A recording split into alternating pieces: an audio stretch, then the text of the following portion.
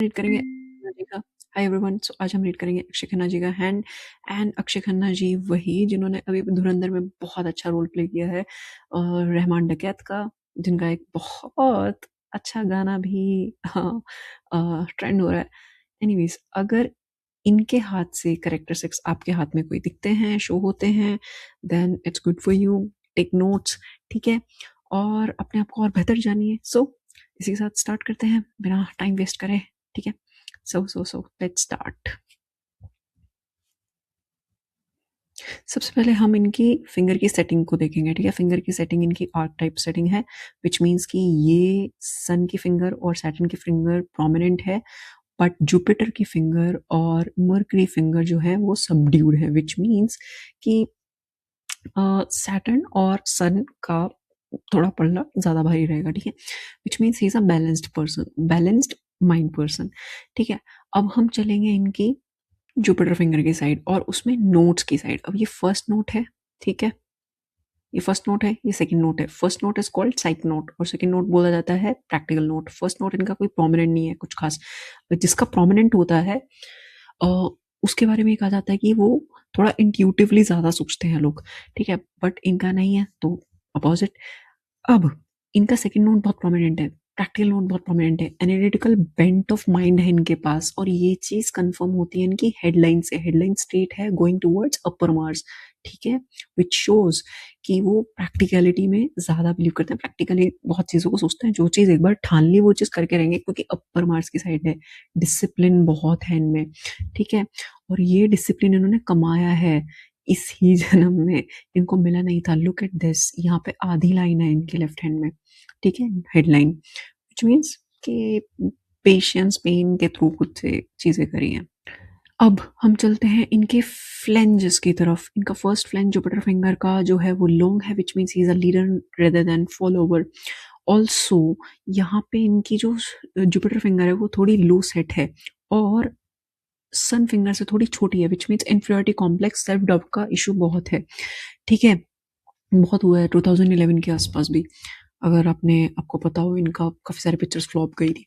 Now यहाँ पे ये लो है, ये बड़ा है। अब इसका एक एडवांटेज है, एक डिसएडवांटेज। डिसएडवांटेज मैंने बता दिया है, एडवांटेज में आगे तक बताऊंगी, ठीक है। बट यहाँ पे एक अच्छी चीज ये है कि ये इंक्लाइंड है इधर, लव फॉर सॉलिट्यूड बढ़ जाता है, ठीक है, बस। और उसी की वजह से नेचर आता है कि उन्हें अवार्ड शो में जाना कुछ खास पसंद नहीं है।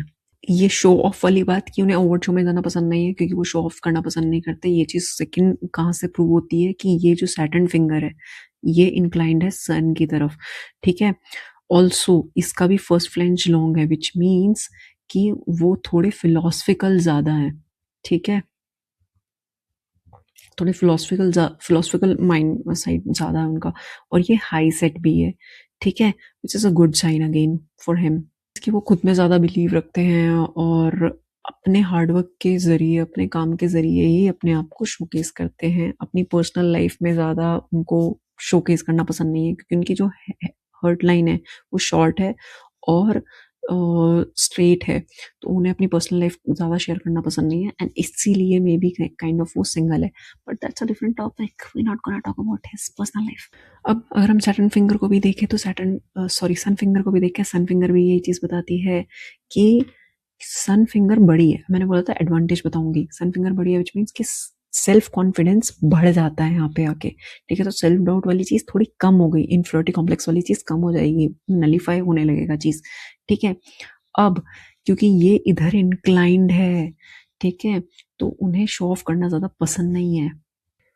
और इसका एक और मतलब होता है, अगर ये बड़ी हो तो वो सक्सेस और फेम को ज्यादा क्या बोलते हैं उसको, मायने करते हैं, मतलब ज्यादा इंपॉर्टेंस देते हैं, बट यहाँ पे वो ज्यादा इंपॉर्टेंस नहीं देंगे।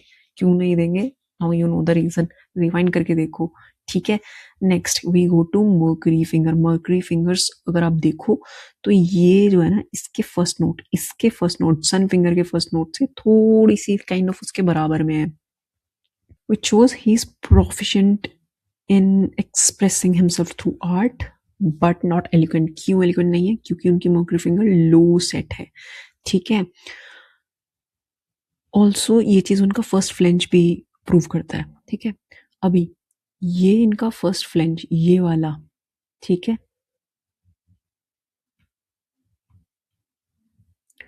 सन फिंगर का फर्स्ट फ्लेंज शो करता है कि वो ब्यूटी की तरफ ज़्यादा अट्रैक्टेड है, आर्ट की तरफ। मर्करी फिंगर ने भी ये किया। और उनका माउंट ऑफ मून क्योंकि बहुत ज़्यादा उभरा हुआ है, look at this prominent mount of moon, ये भी ये चीज़ शो करता करता है कि उनकी इमेजिनेशन बहुत अच्छी है, ठीक है। वो आर्ट ब्यूटी की साइड अट्रैक्टेड है, आर्ट ब्यूटी की साइड अट्रैक्टेड है, अपने आप को आर्ट के थ्रू एक्सप्रेस करते हैं, ठीक है। बट एलिगेंट नहीं है क्योंकि लो सेट मर्करी फिंगर है। और और क्योंकि ये बाहर की तरफ, अगर आप इसको जापानीज फैन की तरह खोलो अपने हाथ को, तो आप देखोगे कि ये बाहर की तरफ ज़्यादा है, ठीक है। यहाँ पे देखो बाहर की तरफ बहुत ज़्यादा है ये, विच मीन्स कि वो थोड़ा केयरफ्री रहते हैं, उनको थोड़ा इंस्ट्रक्शन लेना पसंद नहीं है, एंड अपने मन की करते हैं। जैसे कि अभी उनका जो गाना आया है उसमें उनको किसी ने कोरियोग्राफ नहीं किया, अपने मन की करी है, राइट। अब हम चलेंगे इनके जुपिटर और सैटर्न के डिस्टेंस के बीच में, ठीक है, ये वाला।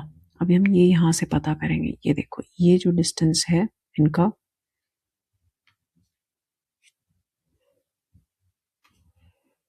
नाउ लुक एट दिस, ये वाला जो डिस्टेंस है ये नॉर्मल डिस्टेंस है, मतलब ये अपनी रीजनिंग को जस्टिफाई नहीं करते हैं, अपने मन की करते हैं, वही पहले वाली कंडीशन अगेन प्रूव्ड, ठीक है। ये वाला डिस्टेंस भी नॉर्मल है, विच मीन्स वो अपनी रिस्पॉन्सिबिलिटीज को अवॉइड नहीं करते हैं। Most of the people, most of the time ये चीज़ होती है कि जब आपकी मर्करी फिंगर, ये वाली फिंगर लो सेट हो, क्योंकि इनकी लो सेट थी, वो इंसान अपनी रिस्पॉन्सिबिलिटीज को अवॉइड करता है। बट अगर ये केस आ जाए देन वो चीज़ नलिफाई होने लग जाती है, ठीक है। Sorry for the mistake. Also ये वाला एरिया अगेन ये चीज़ शो करता है कि वो किसी टाइज में नहीं बनना चाहते और अपने ही मन की करके खुश हैं वो ज़्यादा, ठीक है। सेम चीज़ ये भी प्रूव करती है, ये थम आपका फाउंडेशन होता है, ये चीज़ याद रखना। 90 डिग्री, मोर देन 90 डिग्री से ज़्यादा इनका एंगल है थम का, ठीक है, which shows again the same thing, ठीक है, कि किसी की नहीं सुनूंगा, अपने आप में रहूंगा, ठीक है, अपनी मर्जी ही करूंगा, वो वाला चीज। अब इनका थोड़ा सा लाइफ देख लेते हैं, लाइफ लाइन देख लेते हैं। देखो अब लाइफ लाइन में इनके कैसे रुक कर फिर ये दोबारा से यहाँ से स्टार्ट हो रही है, विच मीन्स कि कुछ हॉल्ट आया था, हॉल्ट के आने के बाद दोबारा से करियर रिस्टार्ट हुआ था। एग्जैक्टली 2011 में जब हॉल्ट आया, इन्होंने कुछ पिक्चर्स करी, वो फ्लॉप चली गई, उसके बाद ये इन सब चीज़ों से दूर चले गए 4-5 सालों के लिए। उसके बाद 2016 में ये दोबारा से वापस आए, डिशुम में इन्होंने रोल किया। उसके बाद 2022 में दृश्यम, बहुत अच्छी मूवी इन्होंने अगेन बनाई।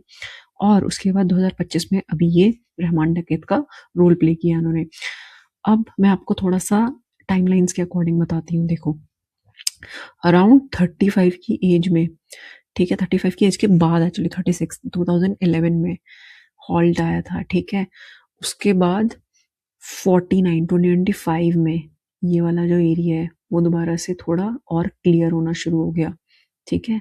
जो रहमान डकैत वाला इन्हें रोल मिला वो इतना हिट इसीलिए हुआ क्योंकि it was already written, look at this, ठीक है ना। यहाँ पे ये हल्का स्लाइट लो है, बट यहाँ पे 49 की एज के अकॉर्डिंग अराउंड ये बहुत ज़्यादा स्ट्रॉन्ग हो गया, ठीक है। विच मीन्स कि दृश्यम हुई। दृश्यम वॉज लाइक थोड़ा normal film, and then Drishyam थोड़ा बेटर फिल्म, और उसके बाद अगेन धुरंधर बेटर, मच बेटर हिट जा रही है, ब्लॉकबस्टर जा रही है, ठीक है। सो आई होप आपको ये रीडिंग पसंद आई हो। आई होप आपने अपने बारे में बहुत कुछ जाना हो, इनकी रीडिंग के थ्रू आप थोड़े और सेल्फ अवेयर हुए हो, खुद को जाना हो। And if so do give it a follow, like करना, ठीक है, शेयर करना अपने फ्रेंड के साथ जिसको ये गाना बहुत पसंद है, ठीक है। एंड या पर्सनलाइज रीडिंग के लिए आप मुझे डायरेक्टली कांटेक्ट कर सकते हैं, डीएम कर सकते हैं, and I will get back to you. Thank you so much for watching, have a good day.